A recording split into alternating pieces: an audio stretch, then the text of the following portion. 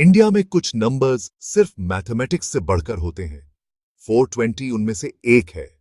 जब किसी को 420 कहा जाता है तो सबको पता होता है कि इसका मतलब धोखेबाज या फ्रॉड है। यह टर्म इतनी कॉमन है कि दिल्ली के बाजारों से लेकर केरल के गांवों तक हर कोई इसे समझता है। यह बेईमानी का एक कल्चरल कोड है जो तुरंत समझ आ जाता है। इसके लिए किसी लॉ डिग्री की जरूरत नहीं है। यह इमेज किसी हिंसक क्रिमिनल की नहीं, बल्कि एक स्मूथ कॉन आर्टिस्ट की है। कोई ऐसा जो अपने चार्म से धोखा देता है। समय के साथ कहानियों, न्यूज और खासकर बॉलीवुड ने 420 को घर घर का मुहावरा बना दिया है। आज यह सिर्फ एक लीगल टर्म नहीं है, यह इंडियन सोसाइटी में ईमानदारी और धोखे की लड़ाई का सिंबल है। आइए देखते हैं कि यह नंबर एक कल्चरल फिनोमिनन कैसे बन गया। सेक्शन 420 की कहानी 19वीं सदी के ब्रिटेन से शुरू होती है, जब कॉलोनियल रूलर्स इंडिया के लिए एक यूनिफॉर्म लॉ चाहते थे। लॉर्ड मैकाले की टीम ने 1860 में इंडियन पीनल कोड का ड्राफ्ट तैयार किया, जिसमें इंग्लिश लॉ से इंस्पिरेशन ली गई थी। धोखाधड़ी एक बड़ी चिंता थी, इसलिए सेक्शन 420 ने सीरियस फ्रॉड को टारगेट किया। ऐसा धोखा जिससे प्रॉपर्टी या पैसे का नुकसान हो। आजादी के बाद इंडिया ने इस लॉ को बनाए रखा। इसे लोगों को फ्रॉड से बचाने के लिए जरूरी माना। 420 के तहत दोषी ठहराने के लिए प्रोसिक्यूटर्स को यह साबित करना होता है कि आरोपी का इरादा शुरू से ही धोखा देने का था, सिर्फ वादा तोड़ने का नहीं। यह एक सीरियस कॉग्निजेबल ऑफेंस है। पुलिस बिना वारंट के अरेस्ट कर सकती है और सजा 7 साल तक की जेल हो सकती है। इस लॉ की क्लैरिटी और सीवियरिटी ने इसे एक सदी से भी ज्यादा समय तक रिलेवेंट रखा है। सेक्शन 420 की पहुंच इंडिया से भी आगे है।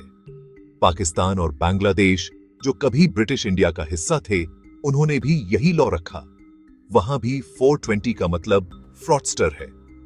मलेशिया, सिंगापुर और म्यांमार जैसी दूसरी पुरानी कॉलोनीज में भी सिमिलर लॉज हैं, भले ही सेक्शन नंबर्स अलग हों। साउथ एशिया में 420 एक कॉन आर्टिस्ट के लिए रोजाना की स्लैंग है, जो मीडिया और पॉलिटिक्स में यूज होती है।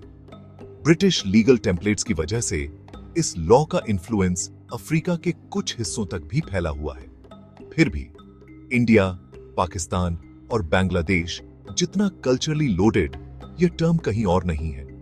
कभी कभी एक 420 को एक चालाक दुष्ट के रूप में देखा जाता है, दूसरी बार जिंदगी तबाह करने वाले के रूप में। यह दिखाता है कि कैसे एक सिंगल लॉ अलग अलग सोसाइटीज को शेप कर सकता है और उनसे शेप हो सकता है, अंश और उनसे से। बॉलीवुड ने 420 को फेमस किया।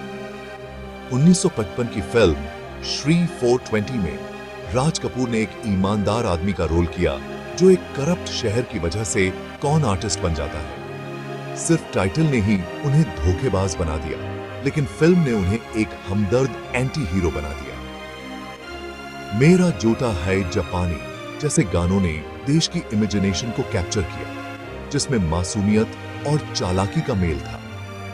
इस फिल्म के बाद 420 इंडियन सिनेमा में एक स्टैपल बन गया, कभी एक प्यारा दुष्ट, कभी एक विलेन।